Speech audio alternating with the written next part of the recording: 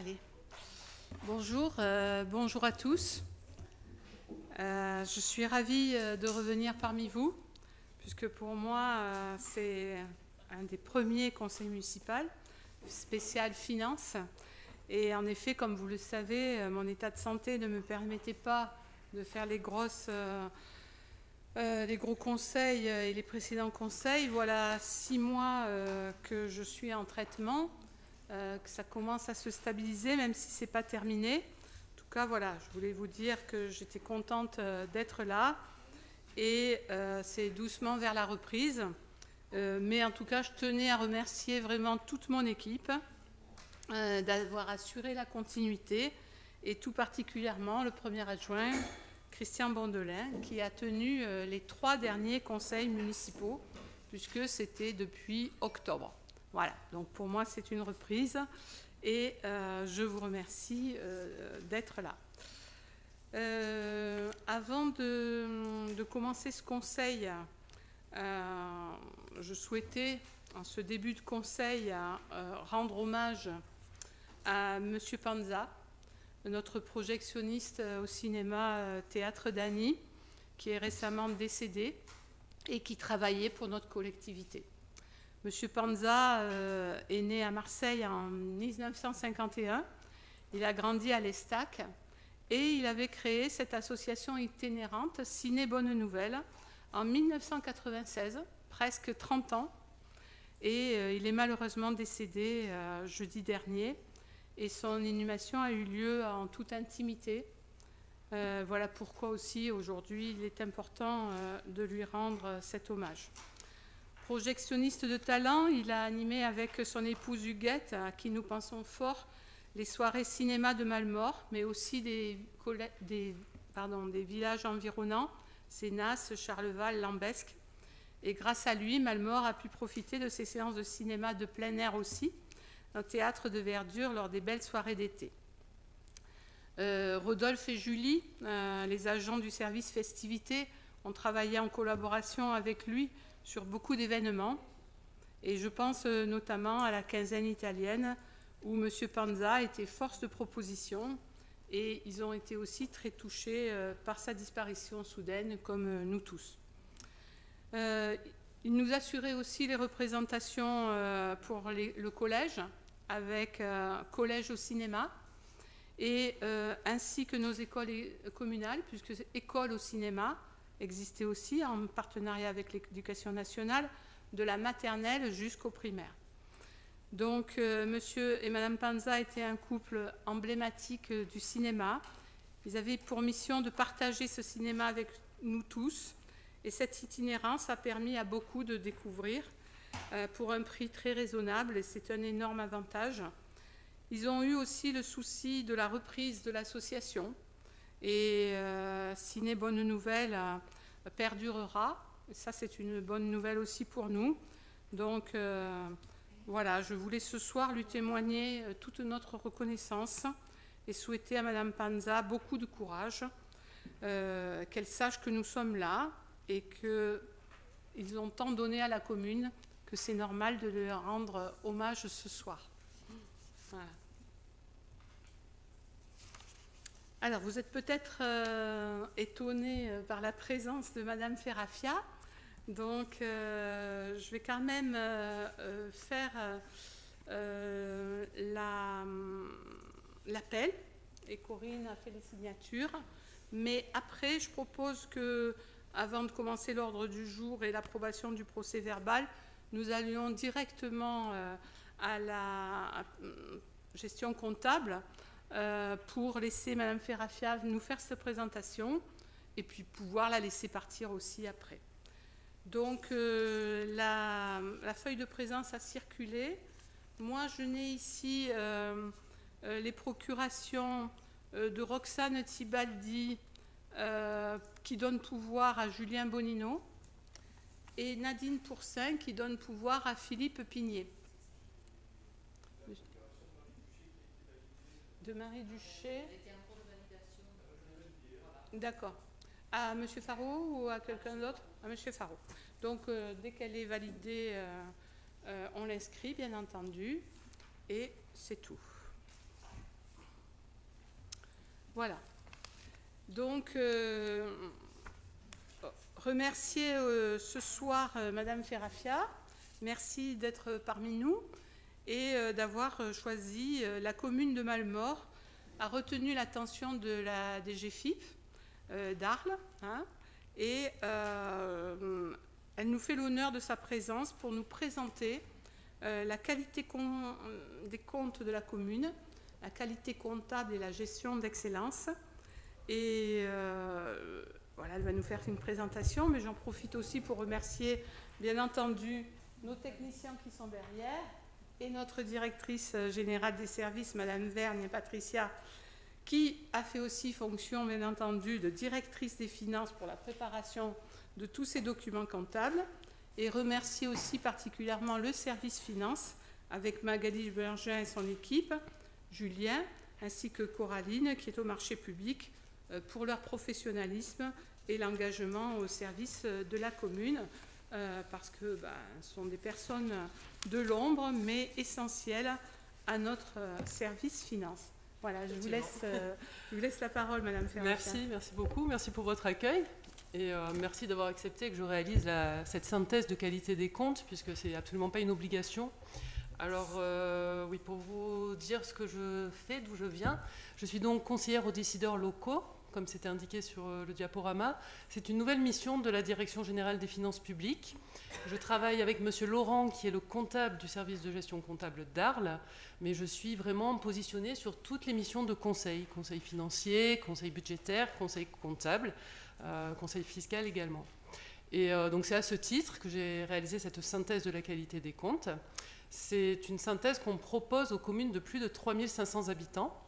Et alors je vais faire quelques propos introductifs, c'est la diapo d'après. Cette synthèse, en fait, elle est... c'est la réalisation d'un rapport écrit. Je ne sais pas qui c'est qui avance la diapo. Merci. Donc oui, c'est la réalisation d'un rapport écrit sur la qualité des comptes, donc sur la sincérité des comptes de la commune. Et c'est donc un exercice qui s'inscrit dans le cadre de l'expérimentation de la certification des comptes des communes, qui était prévue par la loi Notré, et donc qui est à présent terminée.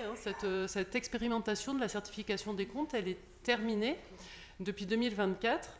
Et la conclusion, c'est qu'en fait, on n'obligera absolument aucune commune à certifier ses comptes, quelle que soit sa taille, parce que c'est un commissaire aux comptes qui doit certifier, et ça coûte très cher à la collectivité. Donc, c'est pour ça qu'on propose, que la DGFiP propose ces synthèses de qualité des comptes, qui, si elles n'ont pas le label d'un commissaire aux comptes, sont quand même une étude sérieuse. C'est moi qui l'ai réalisée, mais voilà, vraiment, vous allez voir, c'est sérieux. C'est du sérieux. Donc là, j'ai repris les différents objectifs de la synthèse. Le premier objectif, évidemment, c'est de vérifier que les normes comptables, que tous les principes comptables sont bien respectés. Principe d'indépendance des exercices, principe de prudence, principe de non-compensation des recettes et des dépenses. Tous ces principes, en fait, qui concourent à la sincérité des comptes. Et puis, c'est évidemment de mettre en évidence les forces de l'information comptable de la commune, mais aussi les faiblesses, s'il y en a, et de proposer une démarche de progrès pour les sujets pour lesquels il y aurait quelques difficultés. Évidemment, cette synthèse, elle a aussi pour objectif de promouvoir et de valoriser les travaux de fiabilisation comptable. C'est ce que disait Madame le maire. C'est en fait le service de gestion comptable travaille main dans la main avec la commune et notamment avec le service financier. Et ce qu'il faut savoir, c'est que la comptabilité, ce n'est pas l'unique fait du comptable, et loin de là. Tous les mouvements comptables, les imputations comptables, elles sont portées par les titres de recettes et les mandats de dépenses. Donc cette imputation comptable, l'origine de l'imputation, c'est vraiment au sein du service financier. C'est eux qui émettent les titres et les mandats. Les travaux aussi, par exemple, d'inventaire, les travaux de fin d'année, qui sont, par exemple, les amortissements comptables, les provisionnements. Tous ces travaux sont initiés par le service des finances de la commune. Ensuite, le comptable fait ses contrôles, etc. Mais voilà, c'est une chaîne de travail. On travaille vraiment ensemble. Il y a vraiment une grosse partie du travail qui est réalisée par le service des finances. Donc voilà, cette synthèse, elle permet aussi, évidemment, c'est un travail que j'ai fait en collaboration, notamment avec Madame Berjoin, donc de renforcer le partenariat entre l'ordonnateur et le comptable. Ce que j'ai fait apparaître en gras, c'est que le rapport, ce n'est absolument pas une appréciation de la gestion de la collectivité. Je ne représente pas la Chambre régionale des comptes. On ne porte jamais d'appréciation sur la gestion. Ce n'est pas une analyse financière non plus, ni une analyse du volet budgétaire, mais encore une fois, c'est vraiment une analyse de la sincérité des comptes. Voilà. C'est à la diapo d'après, juste pour vous dire en quelques mots comment j'ai réalisé la synthèse. C'est en 4 parties. La première partie, c'est un examen du bilan, donc les comptes de classe 1 à 5, et notamment on regarde beaucoup les immobilisations. La deuxième partie, on va s'intéresser aux résultats de la collectivité, donc les charges et les produits, classe 6 et 7, et on va notamment vérifier que les rattachements des charges et des produits aient bien été réalisés, et donc le principe d'indépendance des exercices soit bien respecté. Ensuite, on va regarder les soldes anormaux à la clôture, puisque bon, les comptes sont soit débiteurs, soit créditeurs, donc on regarde qu'ils ne sont pas anormalement débiteurs ou anormalement créditeurs. Et on regarde également que les soldes des comptes de classe 4, qui sont les comptes d'imputation provisoire, soient bien soldés, puisqu'en fait, le fait de les solder, ça veut dire qu'on émet des titres ou des mandats, donc ça joue sur le résultat de l'exercice. Ça fait partie de la sincérité des comptes. Voilà, donc on regarde si ces comptes sont bien soldés. Et enfin, j'ai regardé les contrôles effectués par le comptable, les rejets effectués par le service de gestion comptable sur les demandes de paiement, donc sur les mandats de la collectivité, notamment au niveau de l'imputation comptable. Et donc la diapo suivante reprend les grandes lignes de mes conclusions. Donc sur la gauche, comme vous pouvez le voir, vous avez les points principaux maîtrisés, et sur la droite, le point d'amélioration à voir. Alors je parle tout d'abord, tout en haut de la diapo, de l'indicateur de pilotage comptable. Cet indicateur qui est à 100% en 2023, donc qui est parfait, c'est un indicateur qui est calculé automatiquement dans le logiciel du comptable, le logiciel Helios, et qui reprend 35 items comptables. Donc c'est quand même important, hein, donc on voit bien que voilà, c'est pas évident d'avoir 100 sur 100. Et il y a des items qui sont du fait du comptable et des items du fait de l'ordonnateur. Donc c'est un indicateur qui est complètement partagé hein, entre le service de gestion comptable et l'ordonnateur. Je viens d'avoir les résultats 2024, puisqu'il faut attendre que les comptes soient clôturés hein, pour pouvoir avoir cet indicateur. Cette année, cet IPC est à 95 sur 100, donc ça reste excellent. D'autant plus que les 5 points manquants sont du fait du comptable. Donc du côté de l'ordonnateur, vraiment, c'est toujours parfait. Ouais. En fait, c'est une toute petite anomalie, c'est un rejet comptable, un rejet bancaire, pardon, qui est en instance sur un compte d'imputation provisoire, puisqu'ils ne l'ont pas encore régularisé parce que la société est en liquidation judiciaire. Après, les choses s'expliquent. Mais voilà, ça fait tomber de 5 points l'indicateur, une opération. Donc vraiment, c'est très sensible et donc on voit bien que voilà, cet indicateur, quand il est à 100 sur 100, c'est vraiment un travail de bonne qualité. Et derrière, bon, moi, évidemment, cet indicateur ne fait pas tout. Hein, donc la synthèse, ça permet d'aller beaucoup plus loin. Et donc sur la gauche, j'ai fait apparaître eh bien, les résultats, par exemple, sur les postes du bilan. Les opérations courantes sur les immobilisations, elles sont correctement comptabilisées, c'est-à-dire les amortissements, les opérations de cession d'immobilisation, par exemple. L'appurement des comptes d'immobilisation en cours est également fait de manière régulière. Il intervient au fur et à mesure de l'achèvement des travaux. Ça veut dire que les travaux en cours qui sont d'abord sur un compte 23 sont ensuite, quand les travaux sont terminés, portés sur un compte 21. Et ça permet de déclencher le plan d'amortissement des immobilisations. Donc ça, c'est quelque chose sur lequel la Chambre régionale des comptes, par exemple, elle est très sensible parce qu'en fait, toujours pareil, le principe de prudence, le fait de passer des amortissements, on respecte le principe de prudence, donc c'est important. Ensuite, au niveau des titres de recouvrement, on regarde si, pour les titres pour lesquels, alors ça c'est vraiment chez le comptable, mais pour lesquels il y aurait un risque de non-recouvrabilité, qui posent des difficultés pour une raison X ou Y, ces titres ont bien été provisionnés. C'est-à-dire qu'on passe une charge sur l'exercice en cours, sur l'exercice sur lequel on se dit qu'on n'arrivera pas à recouvrer.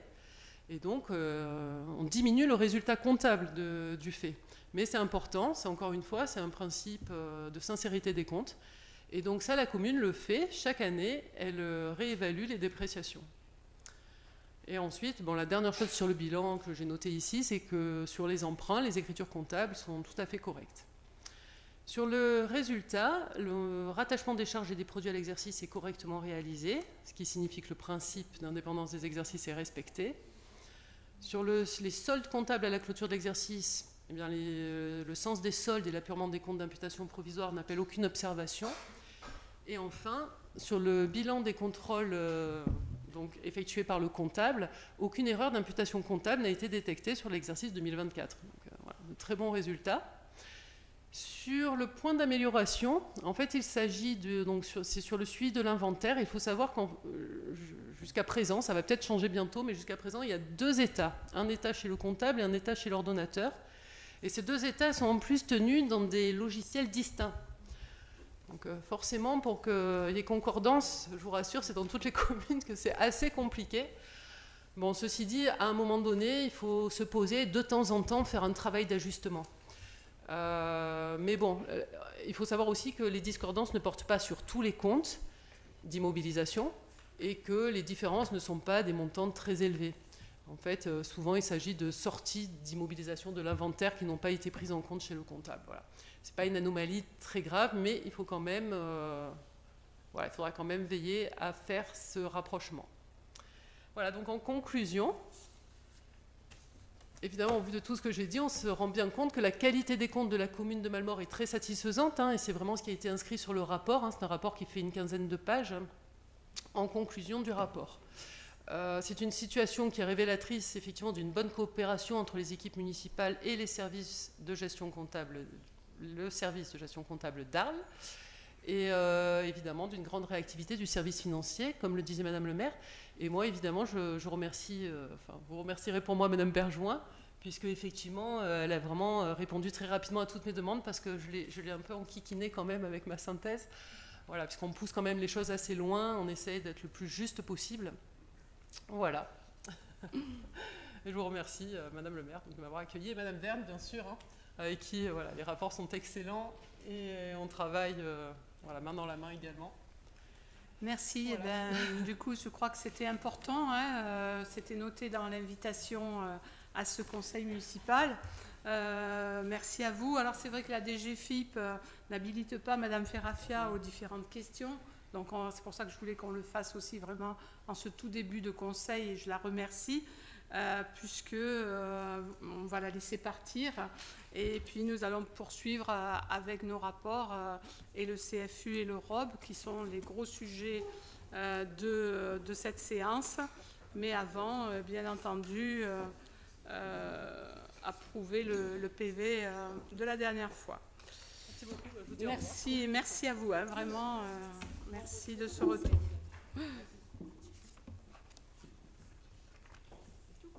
Au revoir. Au revoir.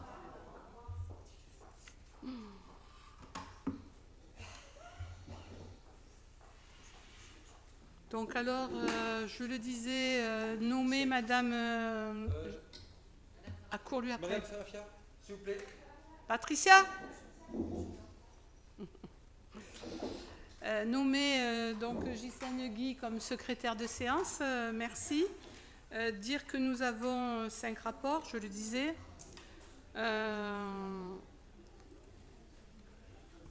Et nous pouvons du coup passer à l'approbation du procès-verbal du 6 février.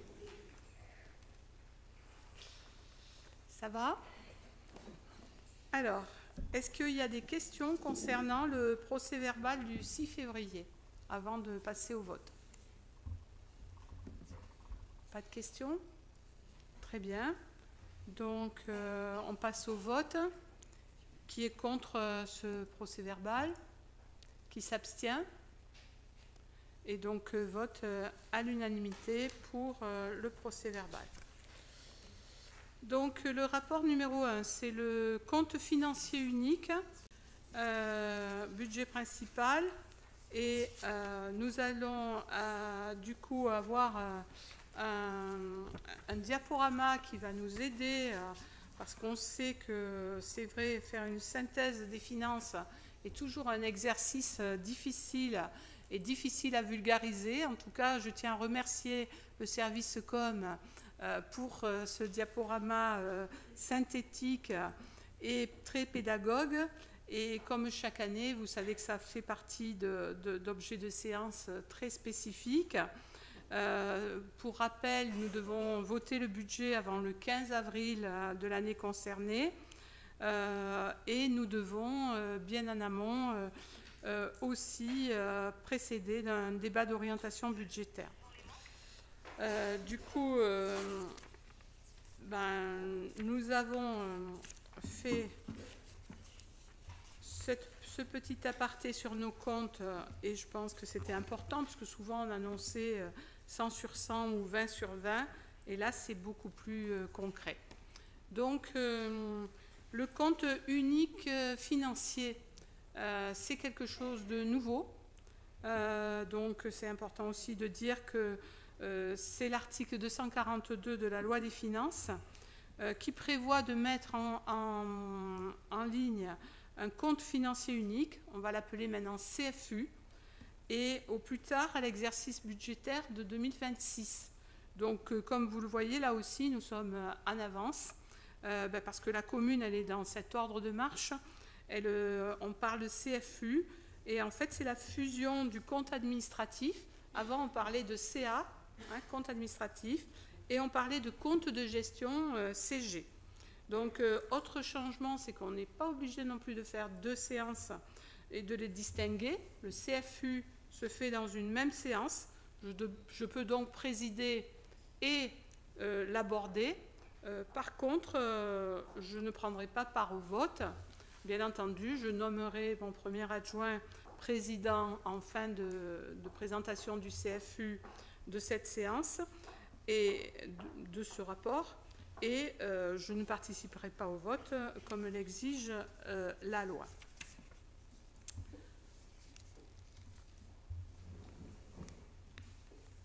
Donc, on va aborder les recettes réelles de fonctionnement constatées. Donc, elles sont de l'ordre de 10 103 600 en 2024. On est bien sur un CFU année 2024 et pour un taux de réalisation de 101,5%. On retrouve dans ces recettes réelles de fonctionnement, et vous en avez l'habitude maintenant, du camembert avec 81% au niveau, bien entendu, des impôts et taxes. On a au niveau des encaissements, alors puisque vous connaissez vraiment ces proportions, on va aborder qu'est-ce qui a changé et dans l'année 2024. Et il faut savoir aussi qu'à cette étape du budget, on n'a pas toujours tous les éléments. Par exemple, des évaluations de DGF et FPIG qui sont arrivées très tardivement. En tout cas, on a constaté des encaissements plus faibles en 2024 par le FPIG, le Fonds de péréquation intercommunale, des baisses prévisionnelles du calcul des impôts locaux qui avaient été surévalués par l'État. Donc ça, voilà, c'était leur erreur. Et ça a fait une minoration de 43 972 €. Pour autant, on a eu une hausse de recettes aussi. Alors là, des recettes d'exploitation. On a perçu des indemnités de sinistres et une garantie de récupération des retenues aux entreprises sur nos marchés publics, puisque le délai légal était de 4 ans. Et que nous avons réorganisé cela.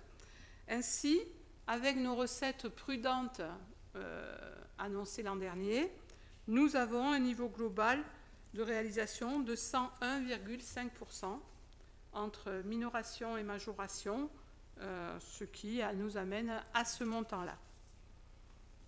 Concernant les dépenses réelles de fonctionnement, les dépenses réelles de fonctionnement pour l'année 2024, elles ont été de 9 19 919 € pour être très précis.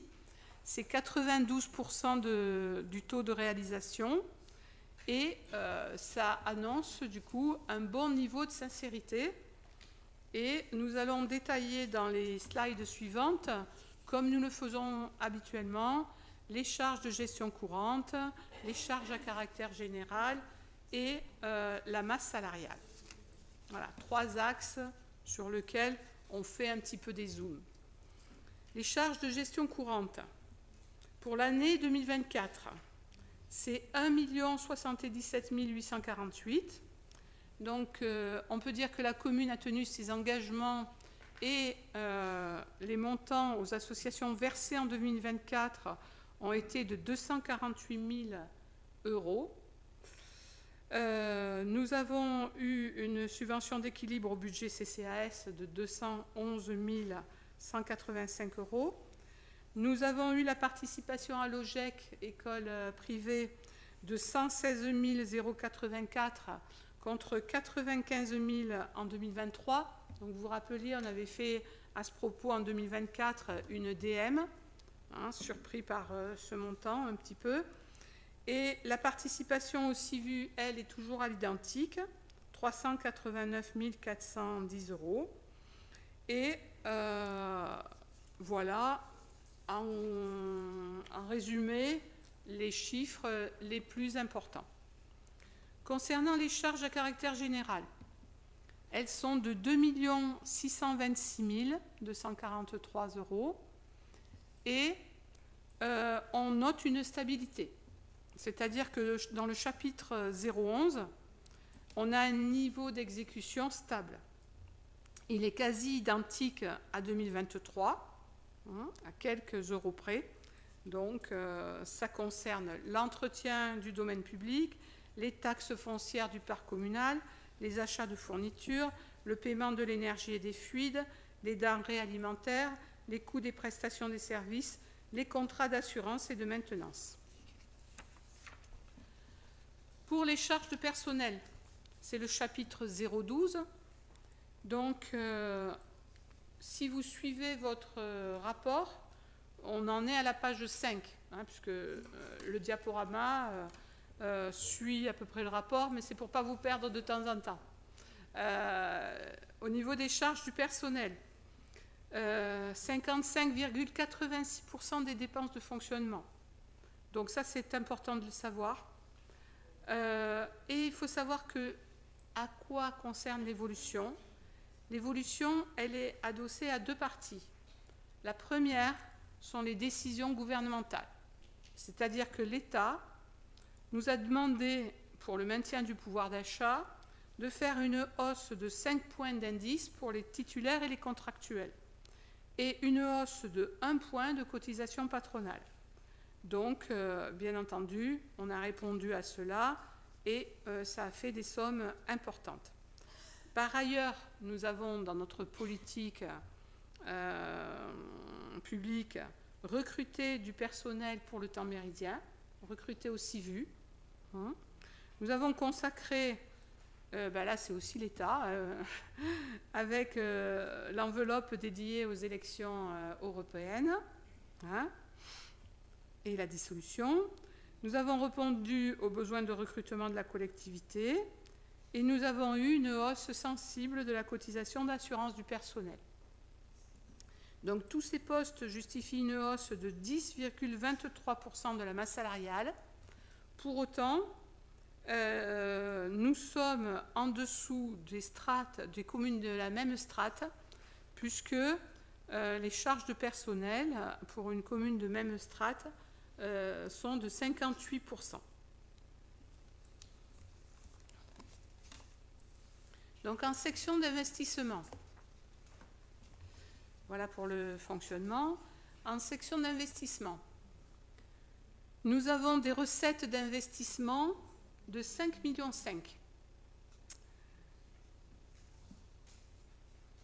On retrouve principalement l'enveloppe des dotations pour 1,8 million. Nous avons l'affectation du résultat pour 1 494 000, le FCTVA pour 288 000, la taxe d'aménagement pour 37 511 euros Et nous y ajoutons l'excédent d'investissement de 3,2 millions et les subventions départementales à hauteur de 491 708 €. Voilà d'où proviennent les recettes d'investissement. En dépenses d'investissement, on a réalisé un programme de 3 millions d'euros. On voit que ce programme d'investissement, il a été réalisé à hauteur de 34,25%. En 2023, nous avons réalisé 26%. Il comprend notamment le parking de la Maison des Associations, avec la désimperméabilisation, la mise aux normes électriques, le plafond et la création des WC PMR de la salle des fêtes, et la rénovation de Joliot-Curie au niveau des sanitaires cet été. Nous avons aussi dans ces investissements les travaux de voirie pour 678 292 €. Je pense à la réfection des trottoirs rue Frédéric Mistral, au chemin du Chapendu, aux éclairages publics, au réseau d'irrigation, aux créations de ralentisseurs, aux murs et au parking du rue La Fontaine, aux murs de soutènement rue Roumanie, aux abords de la salle du Vergon, mais aussi la sécurisation des abords du jardin partagé et l'aménagement de la voirie de l'impasse Pipistrelle, ainsi que le giratoire rue Frédéric Mistral, rue Roumanie. On peut encore ajouter à ces investissements tout ce qui concerne l'urbanisme. Donc, en dépenses d'urbanisme, on a fait l'acquisition de la parcelle jouxtant le futur service technique. Nous avons, et nous l'avons voulu la mettre en photo parce que c'est une belle réussite, l'aide aux restaurations des façades. Là, on est sur Pont-Royal, puisque l'ancien relais de poste a été rénové grâce à cette aide de restauration aux façades. Et du coup, le département nous reverse après à la commune les dépenses, une partie des dépenses engagées par ce propriétaire qui qualifie notre entrée de ville côté Pont-Royal beaucoup plus esthétique. Nous avons aussi le versement de subventions d'équipement pour les OAP et pour 2024, orientation d'aménagement programmé sur la numéro 1, Clos du Maraîcher, qui comprendra 20 logements, donc 10 sociaux, et la numéro 10, avenue de Craponne, sur l'avenue des Alpines, qui comprend aussi un certain nombre de logements sociaux, je crois 16. Toujours dans ces investissements, le patrimoine, pour 551 936, nous avons fini la première tranche de la réhabilitation de l'église par sa mise hors d'eau, diverses réfections de toiture et des bâtiments publics, les travaux de création pour l'espace accueil de la Maison du Pays, les écoles et la crèche pour 389 421 €, l'équipement sportif pour 144 174 € et diverses opérations pour 356 550, avec notamment des acquisitions de véhicules, mais aussi les premières études de la maison de santé et la participation à l'hôpital de Salon, avec le début des travaux des bureaux de la vie scolaire. Donc, vous avez du coup de cette année-là tout précisément tout ce qui a été fait, enfin synthétique bien entendu, mais vous avez tout le détail dans le compte financier unique. Et nous arrivons du coup, et je pense que c'est ça, après tous ces chiffres, qui est important, c'est le résultat de l'exercice. Un résultat d'exercice 2024 de 5 990 000. Je pense que si en conclusion il y a un chiffre à retenir, c'est bien celui-ci, puisque pour l'année 2024, il est assez confortable pour notre commune de Malemort de dire que la section d'investissement, elle a un excédentaire de 2 836 701 €, que la section de fonctionnement, elle, a aussi un excédent de 3 153 320 €. C'est donc ces résultats que nous affecterons dans un deuxième temps, mais qui va nous permettre, puisqu'on n'a pas besoin de financement de section d'investissement avec le fonctionnement, nous pouvons observer qu'en ayant les deux sections excédentaires, ça nous permet d'envisager un exercice 2025 dans de bonnes conditions. Voilà la conclusion que je ferai de ce CFU avant de passer au vote et aux questions et avant de passer au débat d'orientation budgétaire parce que c'est là l'essentiel. Donc, si je reprends le rapport numéro 1, nous pouvons répondre à toutes les questions que vous souhaitez. Et je propose, pour ne pas oublier, de désigner ensuite M. Brondelin, président de cette séance, pour après approuver. Et je me permettrai de sortir après les questions, et lui il fera la lecture de ce fin de rapport. Voilà. Donc, est-ce qu'il y a des questions sur cette présentation du CFU?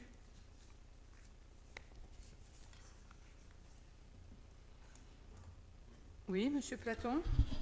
Est-ce que vous pourriez nous transmettre les comptes détaillés, le CFU complet détaillé? Madame Levert, le CFU. Le CFU document de détail est transmis en annexes. Oui. Il a été transmis dans les annexes des documents. Ah bon? Ouais. Donc, dans tout le détail. Ah, alors j'ai raté, excusez-moi. Non, il n'y a pas de souci. D'autres questions?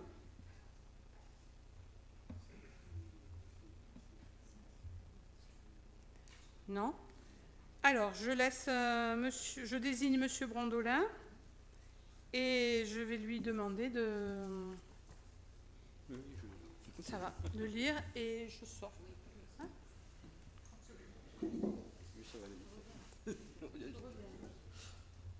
Bon, je vais vous demander d'approuver le CFU de 2024. Ah non. Oui, mais c'est pas encore... Non, mais j'avais pas mis mon micro. Prends ton temps.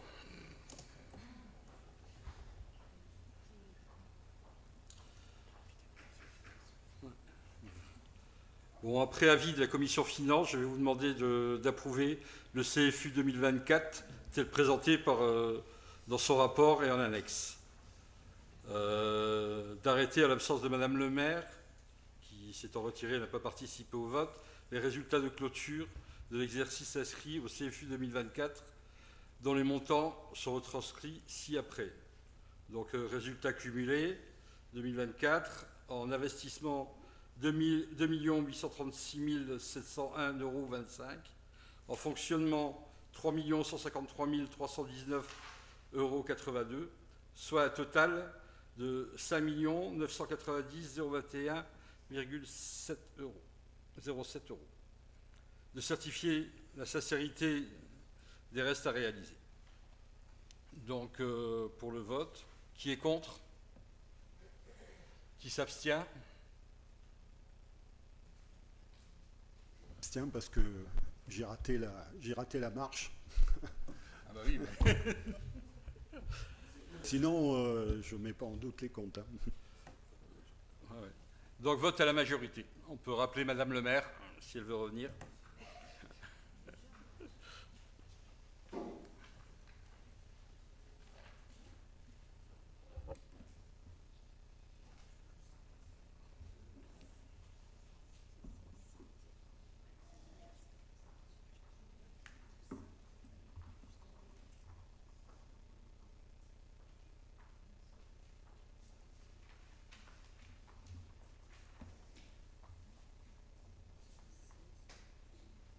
Merci.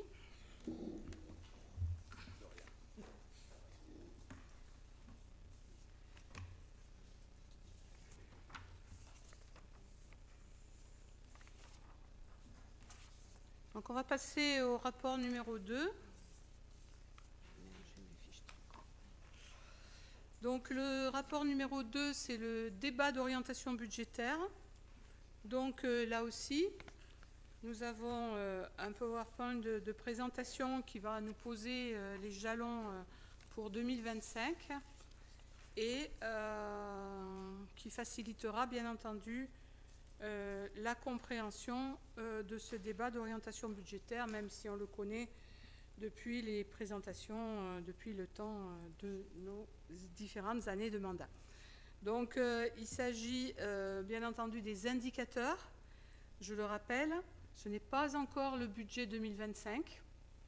Le vote du budget sera à la prochaine étape, ce sera le 14 avril prochain. Et donc, même si l'exercice est difficile cette année, parce qu'on a vu des délais très très contraints, en tout cas, il ne s'agit pas de s'éloigner de ce débat d'orientation budgétaire qui va définir les grandes lignes pour le budget. Et il faut qu'on arrive à faire cet exercice en se sortant du budget 2025, mais en bien rentrant dans ce débat d'orientation budgétaire. Donc rapidement, je rentrerai dans le contexte national.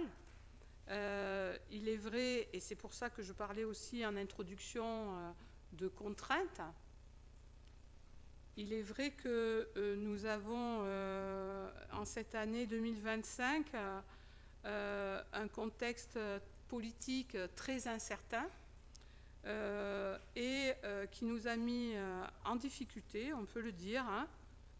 Vous l'avez bien entendu plus détaillé dans les pages 3 et 4 du rapport, mais en tout cas, cela a fortement perturbé nos connaissances pour monter ce budget, puisque même avec la censure du gouvernement Barnier, le budget a été lui aussi de l'État perturbé, et en effet, il a été adopté qu'au 30 janvier 2025, et tout cela ruisselle sur le contexte local et nos communes, puisque nous avions, la loi des finances a amené des modifications.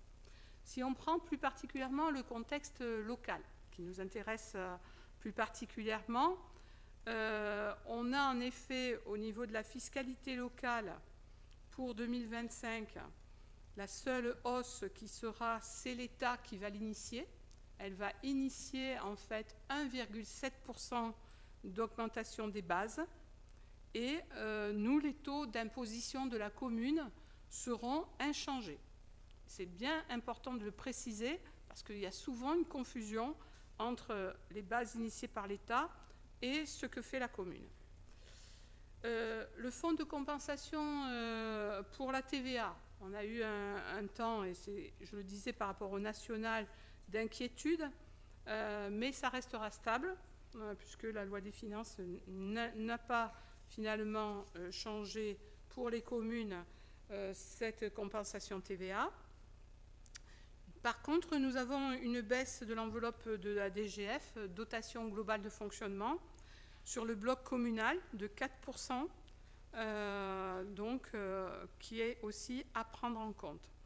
Et surtout, qui démarre cette année pour 2025, mais qui va se répéter chaque année jusqu'en 2028. Donc ça, c'est un élément important à prendre en compte.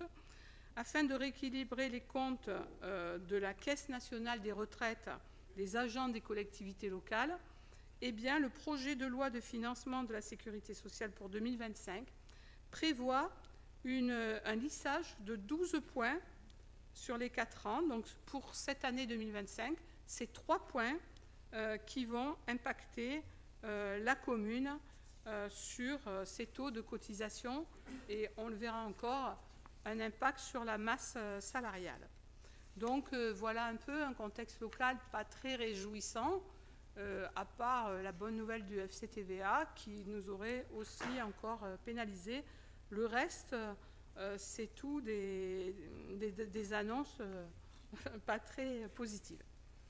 Donc un budget, bon, vous le savez, mais c'est important de le rappeler, même si Madame Ferrafia en a parlé, hein, c'est une annualité, c'est un équilibre réel, hein, donc ça c'est important, chaque section. c'est une universalité, c'est une spécialité, puisque chaque dépense correspond à un compte, et c'est une unité, puisqu'on parle maintenant de documents uniques. C'est important, et la commune se doit de respecter vraiment tous ces principes. Sachez que nous le faisons dans l'excellence, comme il a été dit tout à l'heure.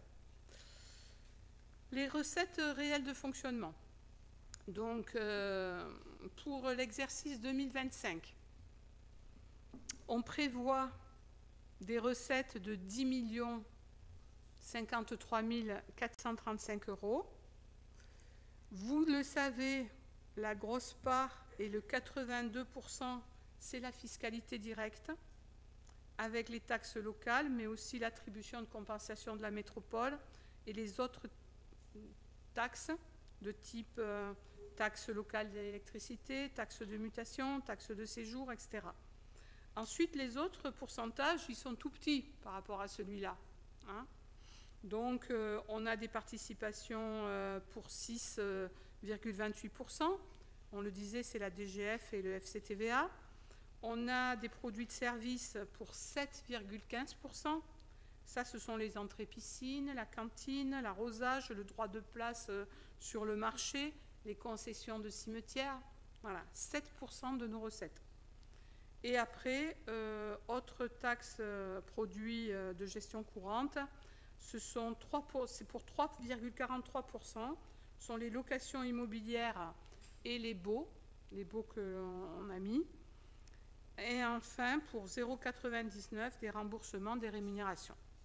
Voilà d'où proviennent les recettes d'une commune.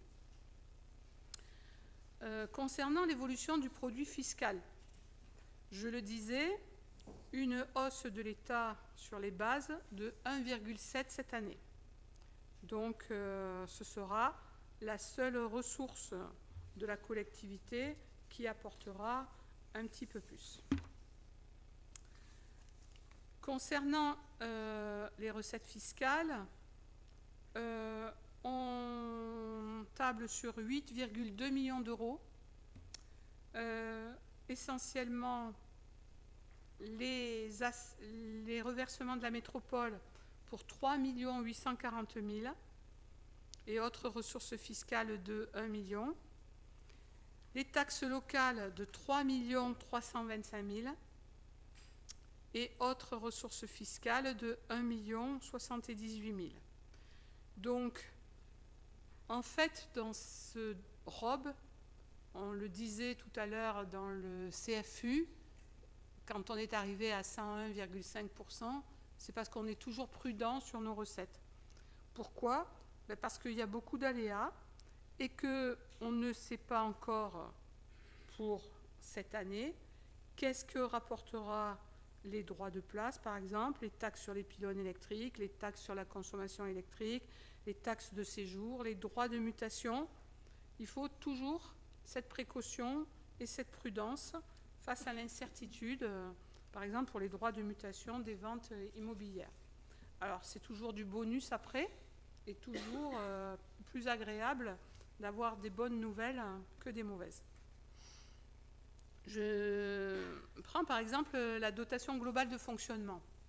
La dotation globale de fonctionnement, pour rappel, c'était pour remplacer l'impôt local et compenser les transferts des compétences. Hein, donc ça vient de l'État, ça. Hein. Et c'était la recette la plus importante de l'État aux collectivités. Et vous le voyez, là, la courbe, elle est catastrophique. On voit bien que dans cette évolution de la DGF, il y a eu en permanence, depuis 2013 et donc depuis 2014 où nous sommes arrivés, une baisse et nous avons perdu 500 000 € de DGF dans ces années-là. Donc, il ne faut pas en effet compter plus. Encore cette année, la baisse est de 11 000 €. Donc, les recettes de DGF s'élèveront pour l'exercice de 2025 à 306 000 €, mais de 654, mais en perpétuelle baisse. Et la commune n'a aucune marge de manœuvre sur celle-ci. Hein, c'est l'État qui décide et ça baisse pour nous, les collectivités. Alors, concernant la fiscalité de Malemort, j'ai voulu remettre ce tableau qui est quand même assez significatif et qui, on confirme que dans l'année 2025, les taux seront inchangés. Il n'y aura pas d'augmentation d'impôt de la commune de Malemort, de la part de la commune de Malemort. On souhaite pour autant conserver le même niveau d'exigence dans nos services publics et on rappelle qu'on conserve les taux les plus bas. Je rappelle ces taux pour le foncier bâti, c'est ce qui rapporte le plus à la commune. On le disait tout à l'heure, 3 millions et quelques, c'est 30%. Le taux, pour le non bâti, c'est 35%. Et la taxe d'habitation, qui n'est que sur les résidences secondaires, elle est de 11,8. Si on regarde le tableau, et moi je vois bien qu'avec quelques exemples, Alens se trouve à peu près comme nous, 30 et 36,9, donc il a un peu plus au niveau de la taxe non bâtie. Charleval, 30 et 48,11, donc un petit peu plus aussi du non bâti. Pour des strates de communes à peu près comme nous, ou un petit peu plus haut, Lafare, les Oliviers, 44,3 et 62,36. Pélissane, 36 et 54. Et Sénas, 33,8 et 35,75. Donc, notre commune conserve les taux les plus bas parmi le pays salonnais. Et pour autant, nous continuerons à maîtriser nos dépenses, mais nous ne mettrons pas une pression fiscale supplémentaire aux Malemortais. Voilà, donc en résumé, si nous avons sur ces recettes une stabilité des recettes de fonctionnement, nous avons un maintien de la fiscalité, nous avons des dotations en baisse et nous avons un équilibre des recettes d'exploitation. Voilà. Donc ça, ce sont 4 points résumés sur nos recettes. Si on prend nos dépenses de fonctionnement, là aussi, les prévisions pour l'exercice 2025 sont de 9 688 898 €. On le voit, c'est le poste des charges du personnel qui est le plus important, 56,8%. Ensuite, nous avons les charges à caractère général, 29,5%, et autres charges de gestion pour 12,5%, et puis un tout petit rond, 1,2% sur les charges financières. Si on fait comme d'habitude, on va faire un zoom sur les charges à caractère général, avec ce qui change sur les charges de gestion courante et sur les charges de personnel. Comme ça, on garde la même compréhension. Sur les charges à caractère général, on voit qu'on a une stabilité des dépenses courantes. Donc, c'est plutôt bien. Mais, il y a un mais,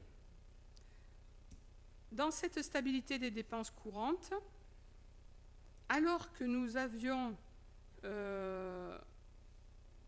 une bonne nouvelle sur le coût de l'énergie, qui enfin impactait notre budget, eh bien, nous avons pour 2025 des obligations et des réglementations de nouvelles dépenses. Ces nouvelles dépenses, c'est quoi? C'est la taxe d'assainissement. La taxe d'assainissement, la commune et toutes les communes du pays salonnais en étaient exonérées. Et bien là, la métropole nous remet, pour avoir l'équité entre les 6 EPCI, eh bien, nous remet la taxe d'assainissement. La dernière fois, en février, vous avez voté la redevance spéciale des déchets. Donc, c'est aussi un rappel de la métropole à toutes les communes. Et à cela s'ajoutera la prévision des passages en déchetterie. C'est-à-dire que la commune devra, à tout camion de ces déchets communaux qui passent en déchetterie, payer une redevance sur ces charges spéciales. Donc ça, c'est vraiment des obligations métropolitaines en lien avec toutes les autres communes, et ça va faire une augmentation de 8,6%. Le dernier, c'est plutôt nous qui l'amenons, et c'est plutôt une bonne nouvelle, même si ça va avoir un impact. En tout cas, il va falloir qu'on loue des modulaires pour déplacer l'école Espélido pendant tout le chantier. Et l'école Espélido va être déplacée à l'école Mistral en rez-de-chaussée. Et on va ajouter 2 modulaires dans la cour avec cour spéciale, etc. Un module pour une classe et un module pour des sanitaires adaptés, puisque c'est une classe maternelle. Donc, bien entendu, il faut qu'on prévoie ces modules dans l'école Mistral. Sachez que ça a été un gros travail de notre service éducation en relation avec tous les partenaires. Julien pourra, s'il y a des questions, en parler. Mais en tout cas, on a essayé de chercher aussi le coût minimisé, puisque des modulaires pour toute une école maternelle, c'était inabordable. Voilà pour les charges à caractère général. Les charges de gestion courante. Dans les charges de gestion courante, on a aussi une stabilité. Stabilité pour 2025, parce qu'on ne veut pas pénaliser nos associations et toute notre dynamique tissu associatif, et nous attribuerons les subventions à l'identique dans la même enveloppe pour 2025, malgré les difficultés financières. La participation à l'OGEC, ça va dépendre du nombre d'élèves, mais bien entendu, nous sommes dans le même axe. La subvention d'équilibre au CCAS aussi, ainsi que la participation au CIVU qui ne bouge pas, et la participation à la ZAD de Craponne. Ce sont des petites sommes, mais il faut tout prévoir. Alors, je le disais tout à l'heure pour les coûts des fluides et de l'énergie, voilà, quand j'ai dit qu'on aurait des augmentations d'assainissement et de passage en déchetterie, la bonne nouvelle de notre budget, c'était qu'au niveau de l'énergie, enfin dans cette année 2025, sur l'électricité, nous avons pu, par l'optimisation énergétique des bâtiments communaux, mais aussi par l'extinction de l'éclairage public, et puis toutes les automatisations dans les bâtiments progressives, bien entendu, d'économie, pu faire baisser ce chapitre-là de 29%. Donc, on le voit que c'était vraiment dans la bonne voie. Pour autant, la baisse, elle sera que de 12% par rapport à ce que je vous ai dit tout à l'heure sur l'assainissement et la déchetterie. Il nous faut bien entendu continuer sur cette optimisation énergétique, c'est une évidence, et on le fait progressivement. Les charges de personnel. Concernant les charges de personnel, c'est toujours pareil. Des dépenses réglementaires contractuelles. Et là, cette année, on va encore être impacté, puisque dès le 1er janvier 2025, il y a la hausse des cotisations patronales, il y a l'impact sur le glissement vieillesse-technicité, il y a la hausse de l'assurance du personnel, et il y a les impacts d'année pleine des postes qui, l'an dernier, n'étaient au fil de l'eau. Donc, on prévoit, pour répondre aux besoins de la collectivité, d'autres dépenses, mais pour 52 870, alors que les dépenses réglementaires sont de l'ordre de 293 424 €. Des prévisions de postes non pourvus. Notre directeur de finances, et Madame Vergne va être ravie parce que depuis pas mal d'années, elle fait ces 2 fonctions, et il arrive fin juin. Donc un nouveau directeur des finances, des remplacements de congés maternité, des petits renforts éducation et médiathèque, et un alternant cuisine que nous recherchons, que nous avions recherché en 2024 et que nous n'avions pas trouvé. Et enfin, la 5e année d'harmonisation de l'IFSE, la prime fixe des agents liée à leurs fonctions et expertise, qui, classiquement, dans ces enveloppes, augmente selon les prévisions que nous avons vues.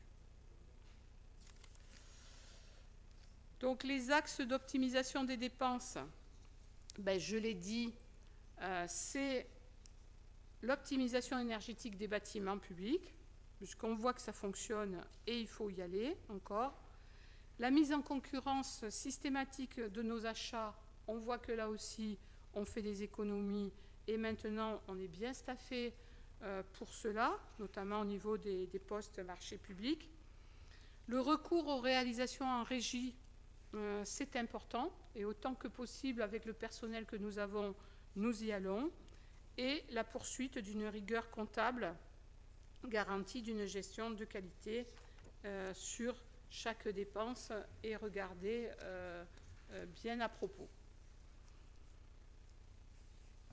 Donc, aborder dans ces dépenses le contrat de mixité sociale par rapport aux logements sociaux, il est important de l'aborder là, parce que nous avons un contrat de mixité sociale pour la période 2023-2025. Donc, on est engagé à produire 39 logements par an. Et c'est donc bien entendu lié après à l'effacement de la pénalité SRU imposée, et à condition qu'on respecte nos engagements.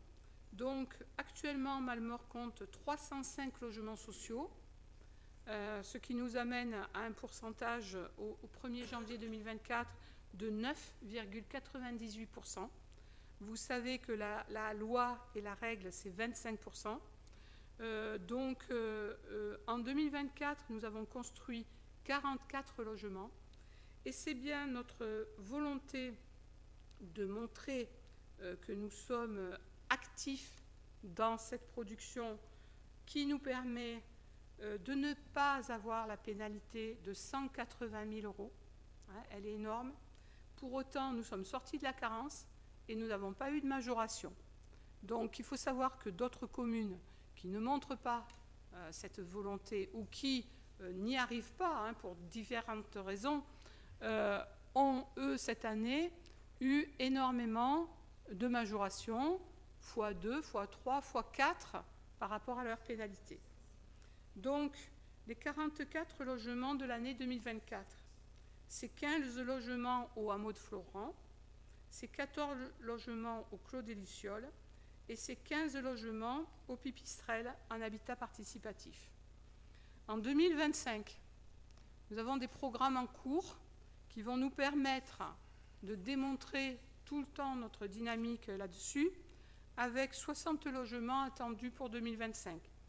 Donc, c'est 11 logements au Semail, à l'entrée de Charles de Gaulle. C'est 50 logements à la résidence Ludo. C'est 2 programmes à venir au Clos Maraîcher, 20 logements, avenue de Craponne, OAP numéro 1, et 16 logements, la Bastide des Alpines, sur l'avenue des Alpines. Donc, dire que nous sommes sortis de la carence, et du coup, nous restons encore cette année sortis de la carence, nous n'aurons pas de majoration. Pour autant, vous savez que ces pénalités, ça fait 4 ans que nous ne les avons pas, parce que nous déduisons tout ce que nous engageons sur les logements sociaux. Pour autant, il y a un petit décalage entre les arrivées, les travaux et les montants dépensés. Et dans cette année 2025, nous prévoyons une certaine somme pour cette pénalité, puisque les 180 000 € en totalité ne seront pas déduites. Il nous restera une certaine somme, mais ça, nous le verrons plus précisément au budget, puisque là, nous sommes dans le débat d'orientation budgétaire, mais nous savons que nous devons prévoir une certaine somme par rapport à cette déduction de la pénalité SRU. Voilà, si on aborde l'endettement de la commune, on le sait, et ça c'est aussi un très bon point pour notre commune. Cela représente 0,2 des charges réelles de fonctionnement, donc une commune très faiblement endettée, et c'est un atout, je peux vous le dire, parce que lorsqu'on échange avec les banques pour, par exemple, un nouvel emprunt, ou avec nos partenaires qui sont le département ou la région pour des projets, eh bien, ils remettent souvent en avant que nous faisons partie des communes faiblement endettées. D'autant plus que l'emprunt de la gendarmerie va s'arrêter et s'éteindre en 2026, que celui que nous avions pris pour la maison des associations en 2021 de 1,3 million, il terminera en 33, et que nous pouvons, dans cette année 2025, puisque nous sommes dans le ROB, nous envisageons un potentiel nouvel emprunt de 2 millions d'euros en 2025, qui serait un levier cohérent pour financer en partie la maison de santé pluridisciplinaire et l'extension de l'école Espélido. Donc les deux projets phares, nous allons contracter cet emprunt fin 2025. Et nous avons une dette par habitant de 190 €. Il faut savoir que pour les ratios des communes de même strate, la dette par habitant, elle est de 796 €. Donc, avec l'arrêt de la gendarmerie, l'autre qui nous fait, on le verra dans le budget, nous pouvons nous permettre d'enclencher cet emprunt pour les deux projets phares de 2025-2026. Nous verrons que ces projets, nous les avons engagés sur un CDTE, donc c'est un contrat au niveau du département, juste pour l'année 2025-2026. La capacité de désendettement, c'est aussi un indicateur intéressant, puisque la solvabilité de la commune, elle est très intéressante. Elle est à 1,26 années, donc 1 an et presque 3 mois, pas tout à fait. On peut rembourser notre dette, et on voit que la ligne rouge à ne pas dépasser, elle est de 12 ans. Donc voilà, un très bon indicateur, une satisfaction là-dessus, puisque même en empruntant, nous serons toujours dans une capacité de désendettement très intéressante. Voilà pour le fonctionnement. Le dernier point de la présentation de ce débat d'orientation budgétaire, c'est les recettes d'investissement. Donc les recettes d'investissement, on parle de 11 356 540 €. C'est dans cette diapositive qu'on apprécie aussi ce qu'on inscrit avec ce camembert, puisque c'est là que vous voyez l'emprunt à 2 millions, c'est là que vous voyez aussi l'autofinancement potentiel, les restes à réaliser et enfin les opérations d'ordre et les amortissements attendus. Concernant les subventions, je tiens à dire que la commune a récemment rencontré la direction de l'aide aux communes du département, je le disais, avec un contrat départemental pour la transition écologique, donc un CDTE qui maintenant se substitue au CDDA. Avant, vous entendiez parler de CDDA. Et ce programme permettra un remboursement sur le financement des opérations de la maison de santé, de l'Espélido et, on va dire, aussi des gros projets tels que la salle des fêtes, les services techniques, etc. Il faut savoir qu'une commune, elle ne peut pas flécher son emprunt. C'est-à-dire, je ne peux pas dire, mon emprunt, il va être fléché sur tel point. Par contre, elle inclut l'emprunt dans ses recettes et ensuite, bien entendu, elle gère ses recettes d'investissement au plus près de tout ce qu'elle a à faire dans son programme. Donc les grandes orientations du programme 2025, eh bien, ça va être 9,8 millions d'euros prévisionnels, on est toujours dans le prévisionnel, avec, je le disais, un gros programme sur les performances énergétiques des bâtiments, parce que ce sont aussi les postes subventionnés en priorité par nos partenaires. La réalisation en faveur du cadre de vie et de l'environnement aussi. On a une coloration verte parce qu'on s'engage par rapport au changement climatique et il y a urgence. La création de la maison de la santé pluridisciplinaire et l'extension de l'école Espelido. Et bien entendu, un autre axe qui est la sécurité et la mise aux normes des bâtiments. Parce qu'on a des contrôles et des commissions et qu'il y a des préconisations et qu'il faut répondre à ces préconisations. Donc, c'est ce que nous avons prévu et nous savons que tout est attaché à vraiment ces prises en compte des critères environnementaux avec des études et des démarches très poussées sur des diagnostics là-dessus. Donc, il y aura aussi des dépenses concernant ces diagnostics. Voilà à peu près en image le panorama des opérations majeures en 2025. La phase 3 du schéma directeur d'éclairage public. La fin de la pose de récupération de la cuve des eaux de piscine. Le raccordement de la fibre à la mairie et à la maison des associations, la fin de la végétalisation du parking de la maison des assos. Il y a la réhabilitation de l'appartement du poids public que nous avons destiné aux petits groupes d'entraide, la sécurisation et la réhabilitation de la direction de la vie scolaire, les nouveaux services techniques dans les locaux de la caserne des pompiers, le parking du cimetière. Voilà, sont des opérations de cette fin de mandat 2025-2026. Voilà. Je laisse maintenant la parole aux questions et au débat, en espérant avoir été la plus claire possible et la plus synthétique du document. Oui, Paula ? Si c'est le cas, veuillez m'excuser. Page 14, je lis la DGF, sa baisse est constante, moins 11 007 euros pour 2025. Donc, quand je prends la différence entre 320 512 et 306 654, moi, je trouve 13 858 de différence. Et pas 11 007. Alors, ce qui ferait, oui, si je ne me trompe pas, toujours pareil, un pourcentage de 5,43% au lieu de 4,32%. À moins que ce ne soit pas comme ça qu'on comptait.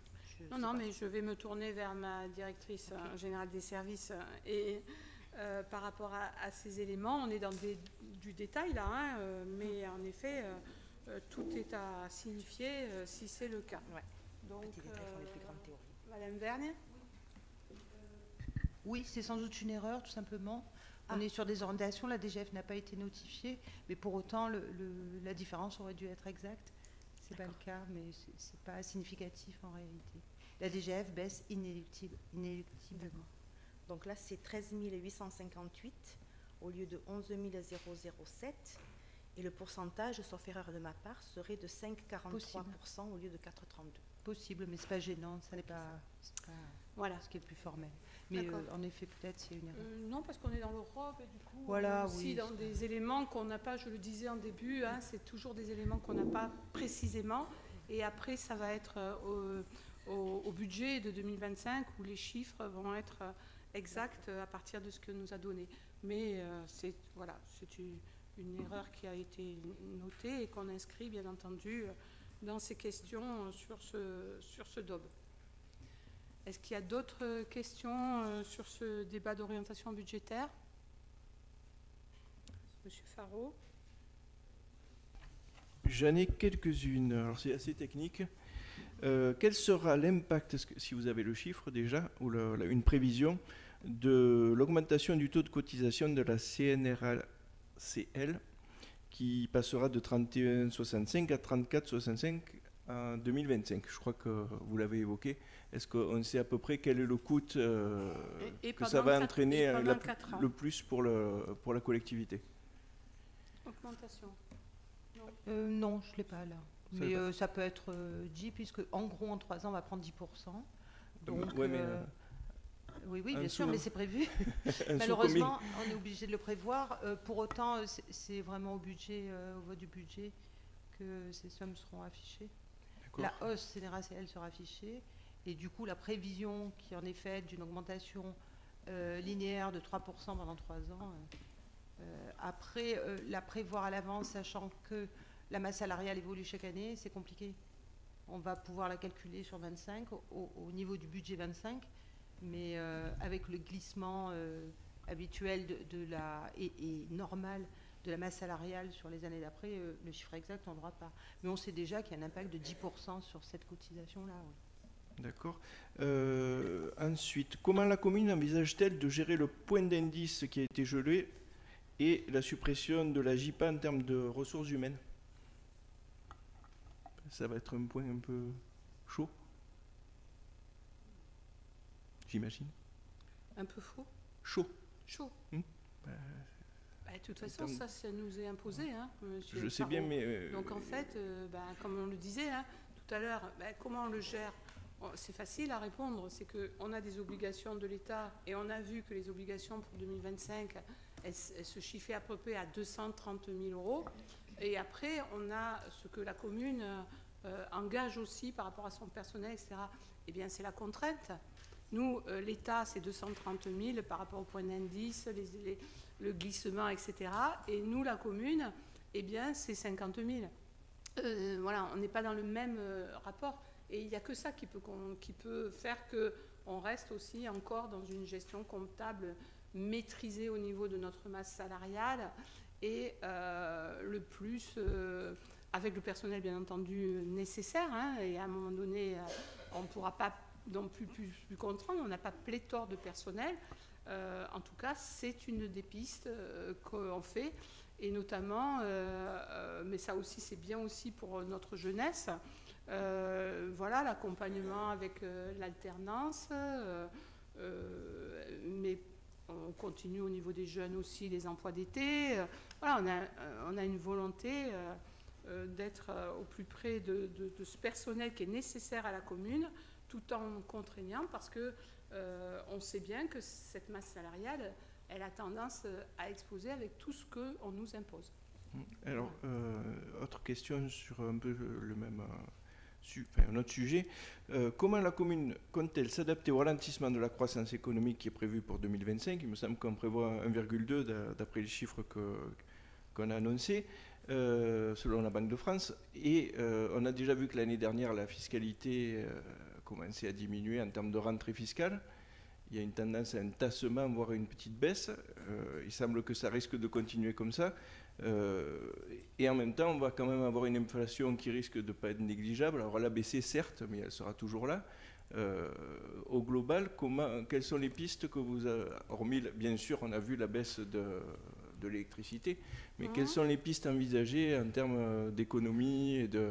je peux donner dans un débat d'orientation budgétaire. Je peux vous retourner la question, Monsieur Faro. Quelle proposition, vous êtes la majorité. Quelle proposition vous envisagez? Parce que moi, je n'ai pas la boule de cristal sur l'économie, l'inflation, etc. En tout cas, moi, je pense que j'ai donné les axes, et notamment sur la contrainte sur le fonctionnement par rapport à nos bâtiments et l'énergie. Mais c'est intéressant dans ce débat d'avoir, vous, des pistes que vous justement, envisagez. je vous demande c'est vous qui êtes Lorraine. Non, mais donc moi j'aimerais savoir quelles sont les pistes que vous allez avoir, évidemment. Je vous renvoie le truc, puisque vous parlez d'économie et d'inflation. Quelle piste vous auriez? Nous, la piste en tout cas, c'est les économies d'énergie sur nos bâtiments, puisqu'on a vu qu'on a réussi avec l'électricité et l'extinction de l'éclairage public à cette baisse de 29%, ce qui n'est pas négligeable. et qui est Alors, très intéressant. Il y a peut-être un sujet, vous le savez, qui est un peu épineux entre nous, qui fait plusieurs millions d'euros, effectivement. Donc moi déjà j'en vois un, c'est de revoir le choix du type de maison de santé que vous voulez réaliser.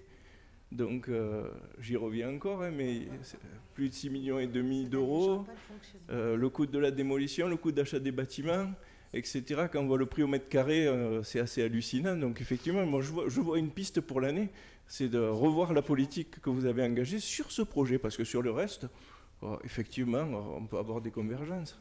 Je ne suis pas fermé complètement, il y a des choses qui sont bien faites, qui sont positives.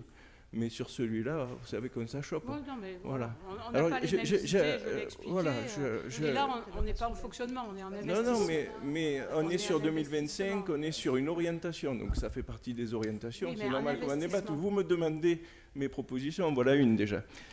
Donc ensuite, ça c'est une question technique que j'aimerais poser, qui est un peu en dehors du débat.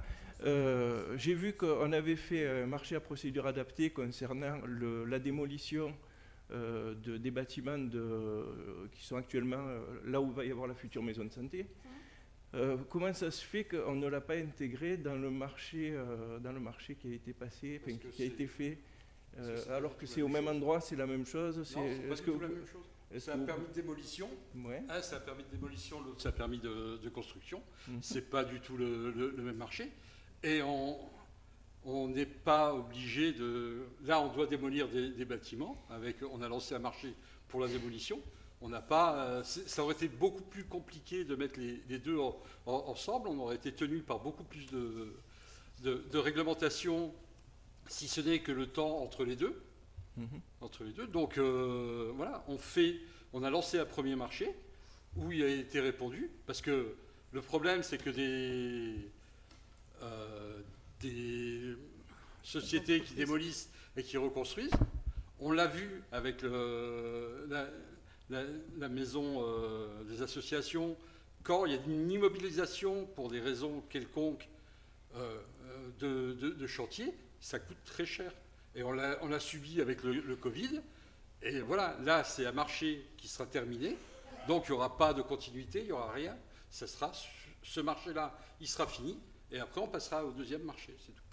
D'accord, donc on ne pouvait pas l'intégrer faire intérêt. une case. On n'avait pas intérêt à le faire. Lignes. On n'avait pas intérêt à le faire. Et c'est légal. C'est tout à fait légal. D'accord.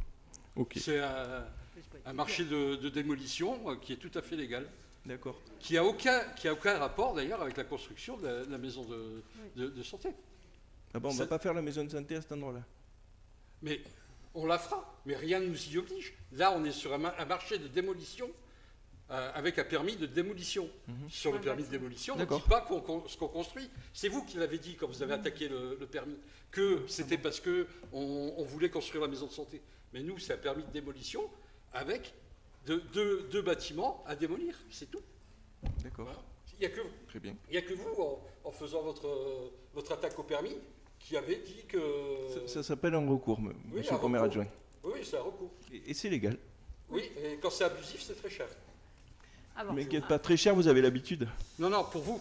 Bon, combien de fois vous avez perdu depuis 10 ans, hein? Non, pour vous. Et combien on en a gagné aussi. Ouais, donc, je sais combien ça coûte par contre. Bon, Monsieur Faro, c'est la voie du recours, donc c'est la voie de nos avocats. Merci.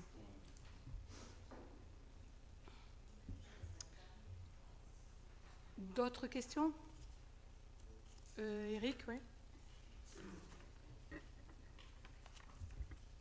Oui, juste quelques questions qui sont issues du document. Donc, on parlait de personnel. J'avais juste besoin de 2-3 chiffres. Quel est le personnel en équivalent temps plein en 2024 par rapport à 2025 pour voir au-delà des augmentations ce que ça représente en termes de nombre de personnes. Donc ça, c'était ma première question, si à peu près le chiffre.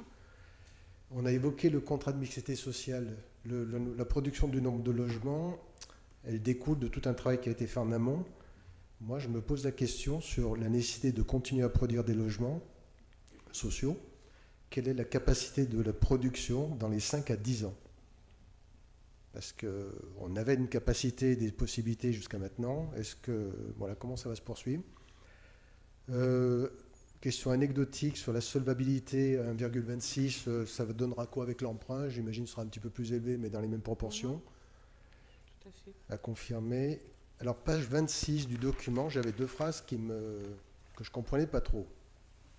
C'est dans le chapitre investissement de la commune. Et juste à la page 26, vous voyez, il était écrit « Deux seuils d'alerte sont ici présentés. Le premier à 10%, donc j'imagine c'est 10% des RRF, qui correspond à un premier avertissement. La commune en dessous de ce seuil n'est plus à l'abri d'une chute sensible ou perte totale d'épargne. » Donc sous-entendu, qu'est-ce que ça veut dire? Et le second seuil d'alerte, 7% des RRF, représente un seuil limite. En dessous de ce seuil, la commune ne dégage pas suffisamment d'épargne pour rembourser sa dette. Bon, donc moi j'aurais bien aimé avoir un commentaire, une explication sur ces deux phrases qui semblent inquiétantes. Ça c'était... voilà, attendez. Et puis après, à la page 27, on est sur les besoins de financement. Donc je m'interrogeais sur les prévisions 2025. Donc on confirme qu'en subvention d'investissement, on est à 0 cette fois.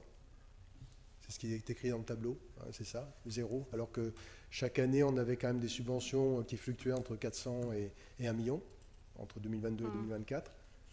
Et après, autres ressources, on a une augmentation notable. J'aurais aimé avoir voilà, un commentaire sur ces chiffres, parce que autres ressources, la ligne autres ressources, on passe de 2024 à 37 ou même 100 000 avant, etc., là à 1 million. Donc ça aurait été bien d'avoir un petit peu... Moi, j'étais pas à la réunion commission finance, et j'imagine que ça a été posé, voilà. Donc j'aimerais bien qu'on ait une réponse sur ce point-là, sinon le reste c'est à peu près clair. Très bien. Bon, j'ai noté, mais je vais aussi vraiment donner la parole à Madame Verne, mais concernant le personnel 2024-2025. Oui. Donc personnes. Je pense que tu posais la question de l'impact année pleine des recrutements de l'année dernière, ou j'ai pas compris? Pas forcément l'impact, c'est juste voir l'évolution des ETP entre les 2 années, puisqu'on parle d'augmentation liée au personnel, mais liée à toutes les augmentations, mais en termes de nombre, voir s'il y a une corrélation ou si c'est à la marge. Oui. Sur le GVT, on est à 20, sur le glissement général, on est à peu près à 20 000 euros. Après, sur l'impact année pleine des recrutements de l'année dernière, il y avait 2 postes de prévus. Et un impact année pleine, c'est 30 233 pour l'un, 32 750 pour l'autre, sur 2 postes année pleine. Vous me posez la question, en même temps je réponds à M. Farou, l'impact CNRACL en tout cas prévu pour 25, et ça répond aussi à ce premier poste d'augmentation statutaire à 293 000 euros. L'impact CNRACL, plus 3 points sur 25, serait de 74 093. Voilà, en gros, on est sur... Concernant la page 26, on le voit avec le graphique et l'effet ciseaux, en fait. Oui. Voilà, donc ce n'est pas des alertes trop importantes, mais c'est, disons, qu'on parle d'épargne brute par rapport à ce taux, et que on voit que les ciseaux se rapprochent, et que il faut y être vigilant, bien entendu, pour les années à venir. Voilà. C'est ça, cette phrase-là qui était un peu inquiétante. Je voyais alerte, seuil d'alerte. Alerte, voilà, seuil d'alerte, mais en tout cas, elle s'explique par les ciseaux qui se retrouvent. Ce sont deux indicateurs majeurs qui servent au contrôle de l'égalité en général. Là, on voit qu'on se rapproche du seuil, on se rapproche d'un seuil qui n'est pas intéressant. De toute façon, entre l'épargne nette et l'épargne brute, on est dans le résultat, on va dire, de la section. L'épargne brute n'est pas retraitée de la part du remboursement de la dette, tandis que l'épargne nette, c'est en retraitant le remboursement de la dette. Bon, pour faire simple, on est sur 2 courbes qui ne doivent absolument pas se croiser. Donc évidemment, sur 2024, on a connu un peu plus de dépenses d'investissement et un bon taux d'exécution sur le fonctionnement. On est sur une courbe qui n'est pas dans la même dynamique que l'année dernière. L'année dernière, on avait repris de l'envol. Là, on est à nouveau sur un petit tassement. Du coup, ça se retrouve dans cette affaire-là. Mais c'est un des indicateurs, les seuils d'alerte sont des indicateurs théoriques qui sont recherchés évidemment dans l'analyse de la santé financière d'une collectivité. Et du coup, ça rejoint tout à fait quand tu parles qu'on n'a rien prévu en subvention d'investissement dans l'année 2025. Ça revient en fait aux étapes d'un projet parce que on veut être le plus sincère possible et on inscrit ces subventions, bien entendu lorsqu'elles sont notifiées, mais lorsqu'elles sont terminées. Et du coup, on a toujours dans un projet des phases différentes, année 1, année 2, année 3, où justement on peut retrouver cela. Et c'est pour ça qu'on n'a rien inscrit en prévisionnel dans l'année 2025. On les retrouve en report. Mais on retrouve en report et dans le budget 2025, on verra qu'on a 1,6 million de report de subventions. Donc ça ne veut pas dire qu'on n'en a pas eu. Au contraire, on va toujours chercher sur chaque projet nos subventions. Et enfin, concernant le contrat de mixité sociale, on a ce CMS 2023-2025. On a toujours, on va dire, engagé notre volonté sur les logements sociaux par rapport à cela, mais tout en sachant qu'on n'approchera jamais les 25%. On était parti de très bas et là on est à 9,98. Mais dans une idée, en fait, de loger, bien entendu, tous nos citoyens, puisque les listes sont importantes et le service social et les élus au social savent que les listes d'attente sont encore de 250 personnes et qu'on a cette prévision de petites unités toujours lorsqu'elles arrivent à terme 20, 15, etc. La projection qui nous apportera aussi plus de souffle, elle est dans l'écoquartier en fait.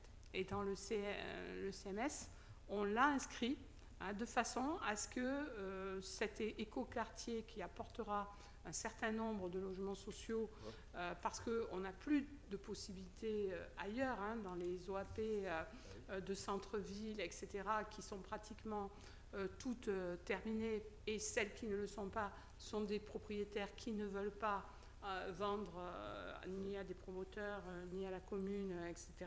Ils veulent garder leurs biens en l'état. Eh bien, ce sera l'écoquartier qui l'apportera. Mais toujours, pour autant, sans jamais arriver à 25. On sait que cette loi SRU, elle est très critiquée. En tout cas, la pénalité nous tombe dessus. Autant travailler assez intelligemment pour... comme on le fait, je pense, pour correspondre aux besoins, mais en même temps à notre commune et à des petites unités sans faire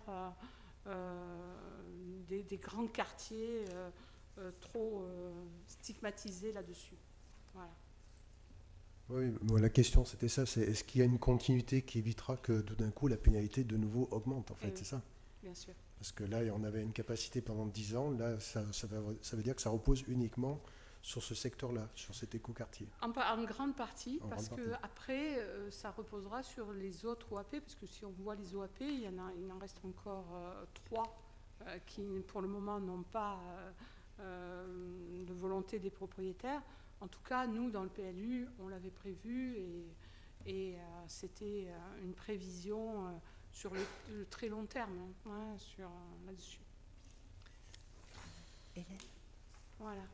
Sur ce point-là, je voudrais rappeler qu'il existe une friche du côté de Grande-Terre, et donc que les friches sont prioritaires sur les étalements urbains. Et donc, il faudrait sérieusement, puisque là, il y a des propriétaires qui sont volontaires pour faire des projets, il faudrait s'en préoccuper. Alors, Monsieur Platon, pour votre connaissance, la commune s'occupe bien entendu de Grande-Terre, puisqu'elle a fait une première étude là-dessus. Il y a des propriétaires, mais il n'y a pas tous les propriétaires. Il y a beaucoup de propriétés là-dessus. Il y a surtout un propriétaire. Et en tout cas, c'est une étape... Non, mais... Je parle de la friche. Oui, mais la friche, même la friche.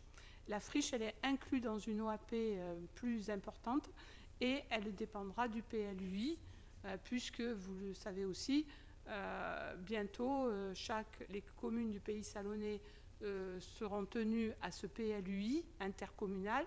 Chaque commune n'aura plus son PLU spécifique à la commune, et du coup l'idée c'est vraiment d'inscrire cela au PLUI et en travaillant au PLUI, envisager encore une fois une projection du devenir de la commune sur le long terme.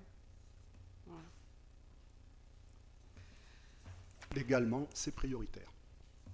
Ouais. D'autres questions sur ce débat d'orientation budgétaire? Oui, juste une demande de petite précision. À la commission des finances, on nous a annoncé, je crois, sauf erreur de ma part, 40 000 € de pénalité SRU. Est-ce que c'est confirmé et d'où ça vient en fait? Alors, non, ça sera précisé, je l'ai dit dans le rapport, ça sera précisé au budget. En fait, nous avons 180 000 de pénalités, et, c'est sans majoration et sortie de la carence.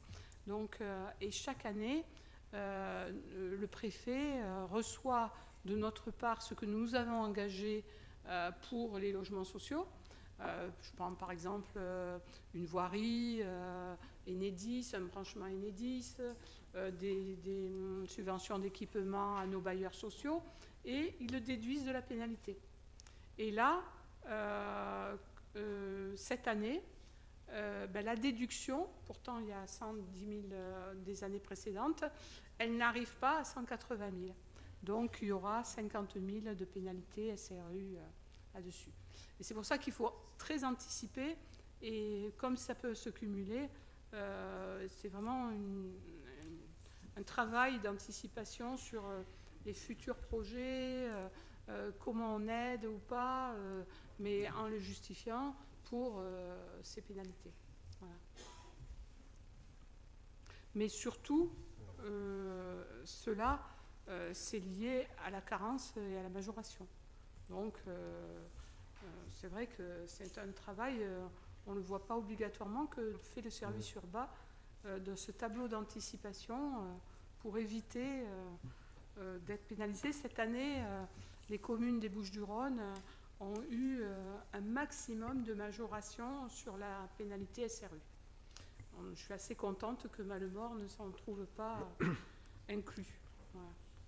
Hélène, ta réponse, c'est ce qui correspond à la page 21 sur la commune, avec en pénalité 41 500 €, pénalité de l'ordre de 170 000, mais minorée des 129 258. Mais quand on a fait le document, on n'avait pas le retour du préfet. Et là, cette année, le retour du préfet, c'est 180 et 50 247. Mais c'est du budget, ça. C'est pas du DOB. Mais bon, puisqu'on le sait, autant vous le dire. Hein? Pour être précis, 50 706 €. Hein? 50 706 €. Ok, on peut passer au vote de ce rapport numéro 2. Donc déjà, on prend acte de la tenue du débat et après, on vote le ROB. Donc, qui est contre? Qui s'abstient? Donc, abstention. Abstention. Alors, on reprend. Vous pouvez lever la main. L'équipe Faro et Monsieur Platon. Merci. Donc, vote à la majorité. Le rapport numéro 3, c'est le bilan annuel des APCP. Je précise, je m'abstiens parce qu'on n'est pas du tout consulté sur ces choix. Donc, c'est votre raison. Je pense qu'on travaille quand même beaucoup en partenariat avec nos commissions. Le numéro 3, c'est le bilan annuel des autorisations de programme et de crédits de paiement. Donc, c'est le bilan de 2024. Vous savez que c'est le principe d'annualité budgétaire et qui nous place les APCP, les crédits de paiement doivent être repris chaque année et qu'on peut aussi les décaler selon les besoins et les années. Donc, en crédit de paiement 2024, vous prenez le tableau de chaque APCP. Nous avons une première AP sur l'aménagement Joliot-Curie. Donc, attention, ça n'a rien à voir avec les travaux. Je rappelle que ces APCP sont de l'ordre financier. C'est-à-dire que les travaux Joliot-Curie commencés en 2018 sont bien entendu terminés. Pour autant, nous avons toujours, d'un point de vue des finances, une AP où il nous faut laisser 10 810 € et que nous reporterons chaque année tant que cela ne sera pas réglé. Pour la réhabilitation de la salle des fêtes, donc disponible sur AP, nous avions ouvert 787 000 et nous verrons dans le dernier tableau comment on le décale sur les années. En extension de école Espelito, nous avons ouvert 1 899 000. Là aussi, nous le reporterons sur les exercices des années à venir. Et la maison de santé pluridisciplinaire, 5 547 000, placée aussi en AP par rapport aux avancements des travaux.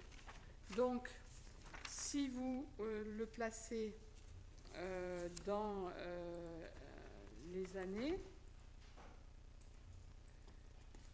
nous avons un bilan des synthèses de chaque tableau, hein, et nous reportons les crédits de paiement inutilisés de 2024 sur 2025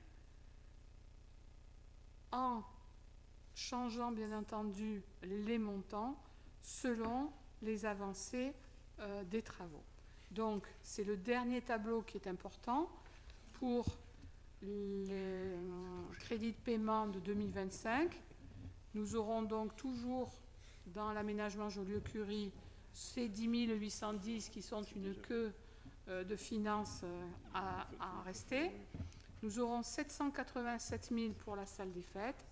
Nous aurons 1 323 603 pour l'école Espelito. Et nous aurons 510 000 pour la maison pluridisciplinaire.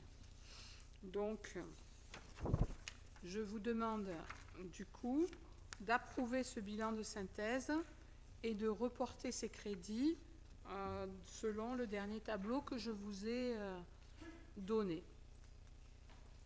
Est-ce qu'il y a des questions sur ces APCP? APCP, c'est autorisation de programme et crédit prévu. Voilà. Crédit de paiement. Ça permet de ne pas engager tout d'un coup toute la somme. Ça le répartit réellement sur les années selon les travaux à venir. Pas de questions? Donc on peut passer au vote. Qui est contre? Qui s'abstient? Donc abstention de l'équipe de M. Faraud et M. Platon. Et vote à la majorité. Merci à vous. Donc pour le rapport numéro 4, je vais laisser la parole à Hélène Janet sur les statuts du CIVU de l'hôpital. De l'hôpital. Excusez-moi. Alors, approbation des nouveaux statuts du CIVU de l'hôpital du centre hospitalier du Pays Salonnais. Je vois rien. Je suis pas douée. Tu veux que je le fasse Non, tu fais. Je vais y arriver. Conformément aux dispositions de la loi 3DS du 21 février 2022 et suite aux échanges avec les services de l'État, le syndicat intercommunal à vocation unique, CIVU, a entrepris une modification de ses statuts afin d'étendre ses compétences. Initialement créé pour l'acquisition d'un terrain destiné au futur centre hospitalier du Pays Salonnais, le CIVU souhaite concourir à l'amélioration de l'offre des soins sur le territoire par l'acquisition de matériel mobilier et immobilier. Afin de formaliser cette évolution, le comité syndical a adopté, lors de sa séance du 6 février, un projet de nouveau statut rectifié conformément aux observations du sous-préfet. Conformément à l'article L. 5211-17 du Code général des collectivités territoriales, cette modification statutaire doit être approuvée par délibération des conseils municipaux des communes membres. Après avis de la Commission des finances du 20 mars 2025, il est proposé aux membres du conseil municipal d'approuver les nouveaux statuts du syndicat intercommunal à vocation unique, tels qu'adoptés par le comité syndical et annexés à la présente délibération, d'approuver le changement de dénomination du CIVU, qui devient CIVU équipement du centre hospitalier du Pays Salonnais. Merci Hélène. Donc, s'il y a des questions concernant ces approbations de nouveaux statuts, on pourra y répondre. Sinon, on passe directement au vote. Pas de questions. Donc, qui est contre? Qui s'abstient? Et donc, vote à l'unanimité. Merci à vous. Le rapport numéro 5 sera présenté par Vincent Daval. Oui, bonjour. Ce rapport concerne donc, des créations d'emplois permanents, donc pour faire place à un départ en retraite, pour un changement de catégorie et pour un changement de grade pour les autres. Donc il est proposé aux membres du conseil municipal de créer un emploi permanent suite à un remplacement au départ en retraite en agent de maintenance de bâtiment adjoint technique catégorie C temps complet. Bon, cet emploi pourrait être pourvu par des agents contractuels. De créer les emplois permanents suivants en vue de leur nomination sur leur nouveau grade d'avancement. Alors pour ce qui est du changement de catégorie, c'est gestionnaire des finances. Donc c'est une promotion de catégorie C à catégorie B. Donc c'est passé d'adjoint administratif principal première classe à rédacteur. Pour les agents polyvalents administratifs, c'est une catégorie C principale deuxième classe en principale première classe. Chargé de communication, c'est un adjoint administratif en adjoint administratif deuxième classe. Policier municipal, c'est gardien brigadier en brigadier chef principal. Et pour l'agent de restauration, agent de maîtrise catégorie C à agent de maîtrise principal.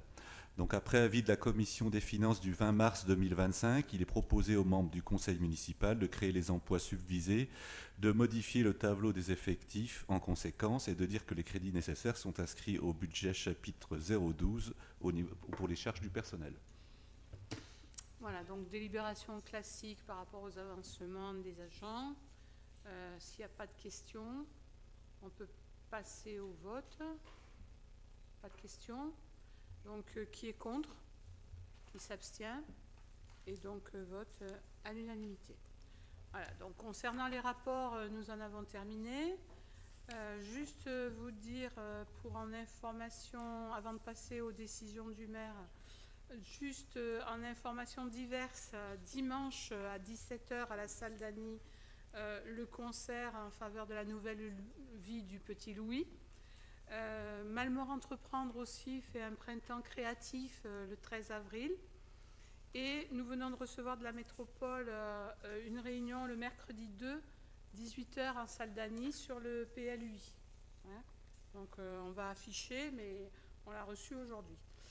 Le prochain conseil municipal sera un lundi, attention, ce sera le lundi 14 avril. Hein, il nous faut, on votera le budget.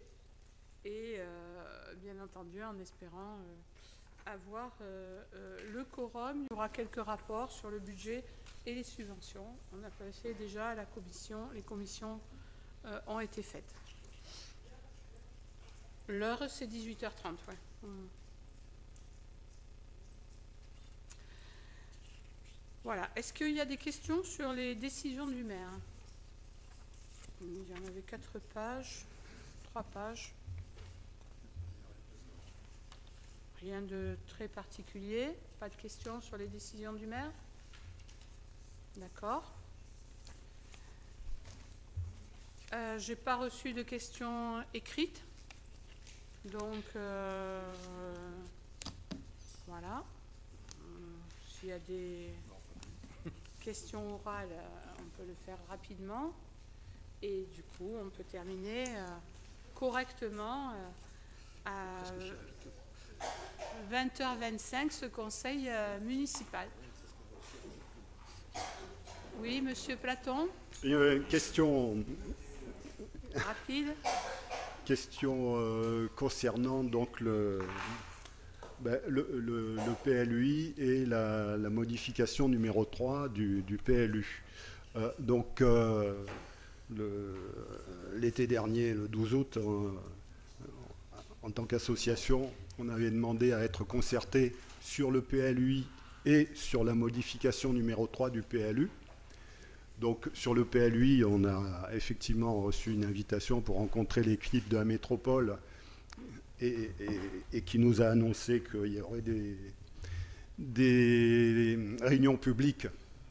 Et donc ce matin, j'ai dû les relancer pour... Ils nous avaient annoncé la date du 2 avril à Malmort. J'ai dû les relancer ce matin pour qu'il y ait une publicité sur cette réunion. Par contre, nous n'avons jamais reçu d'invitation concernant la concertation sur la modification numéro 3 du PLU. Et j'ai appris par hasard, en lisant les rapports de la métropole, que la concertation avait été close en janvier. Il n'y a eu aucune information de la commune sur ce fait. Les documents n'ont jamais été mis à disposition du public en mairie. Ils ont peut-être été mis en disposition sur le registre numérique de la métropole, mais il n'y a eu aucune information sur ce sujet. Et semble-t-il, finalement, il n'y a eu aucune, à part une contribution de la parole aux citoyens et une autre contribution, il n'y a rien eu comme contribution à cette concertation. En fait, il n'y a pas eu de concertation. Et alors, ce qui est anormal, en tant qu'association agréée, nous sommes en droit d'être concertés et ça n'a pas été. Donc voilà, j'en fais la remarque aujourd'hui. Ce n'est pas normal. Un PLU qui est en modification, il doit y avoir une véritable concertation et ça n'a pas été le cas. Alors, bon, moi, Monsieur Platon, là, on fait un mélange de genres, puisque est-ce que vous parlez au nom d'élus ou est-ce que vous parlez au nom de tous les habitants de Malmort? Non. Là, vous avez parlé en tant que président de la parole aux citoyens. Donc, et lié à la métropole. Donc, je pense que nous, au niveau des services urbanisme, je ne peux pas vous laisser dire que s'il y a eu une concertation du PLU sur la modification numéro 3, elle n'a pas été faite correctement, puisqu'elles sont en permanence en relation avec les métropoles pour ces étapes-là. Donc on n'a raté aucune étape concernant la commune, ça je peux vous le dire, et le certifier là-dessus. Toutes les étapes et les procédures sont tout à fait transparentes sur cela. Maintenant, adressez-vous à la métropole si vous avez pensé que votre association n'a pas été reçue comme il se devrait sur la modification numéro 3 du PLU. Mais en tout cas, là, on est dans une instance de conseil municipal où vous annoncez que cette concertation n'est pas normale. Moi, je vous dis que les services urbains de la commune, en concertation avec la métropole, sont tout à fait dans les clous sur les différentes étapes là-dessus, sur la concertation. Voilà. Alors, je vous demande si c'est possible, puisque ces documents, enfin, à ma connaissance, ces documents n'ont jamais été mis à disposition en mairie. Je ne les ai jamais vus sur la table là-bas. Et comme c'était des documents publics qui étaient en principe sur le registre numérique, je ne les ai jamais vus, je vous demande de bien vouloir les mettre à disposition du public sur la table. Non, mais ce que vous dites n'est pas possible. Donc, je ne sais pas pourquoi ce n'est pas possible. Parce que, non, ce n'est pas possible qu'il n'ait pas été mis en consultation du public quand on est en consultation du public. Donc là, je n'ai pas mes services urbains en conseil technique là-dessus, mais clairement, je fais une confiance totale aux services urbains pour respecter à la lettre ce que la métropole décline sur le PLUI et la modification numéro 3. Donc, je ne vous laisse pas dire que ça n'a pas été fait. Voilà. Donc, mais sachez qu'au service urbain, je demanderai, bien entendu, cela sans problème. Hein. Je propose que ces documents soient mis à disposition du public. Non, mais c'est une consultation publique, donc obligatoirement, ils sont mis au public. Je ne comprends pas ces éléments, voilà. Mais je l'entends. Voilà. Eric? Pour la concertation PLUI là, du 2, quel est l'objet de cette réunion? Réunion de lancement, réunion d'avancement, il présente quoi? Alors, c'est un point, je pense, sur Val-d'Urance. Hein, c'est un point sur le secteur Val-d'Urance. D'accord, mais bon. C'est pour ça qu'ils le font là. C'était pour savoir à quel niveau de la procédure c'était quoi, si c'est un constat général ou bon, je l'ai reçu une information. Hein, donc, bon, alors, par contre, ceci dit, si, en termes de concertation, c'est vrai qu'il faudrait qu'ils anticipent un petit peu pour la prochaine fois. Je crois que c'est sur le Zoom Val-d'Urance.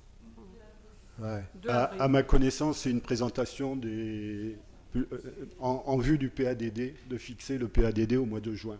Donc ça doit être les éléments du PADD et ciblés sur le secteur Val-d'Urance. Ouais, c'est pour ça que c'est à Malmort. Il y aura une autre réunion à Salon le 8 avril et une autre à Berre le 24 avril. Mais c'est dans la fiche. Voilà. 26 avril. 26. Non, 24, pardon. 24, ouais. Ok.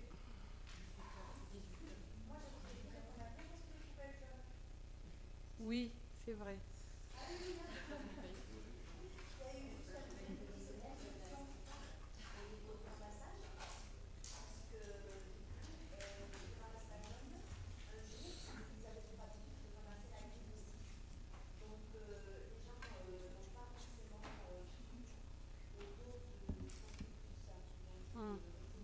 Ils ont mis les deux.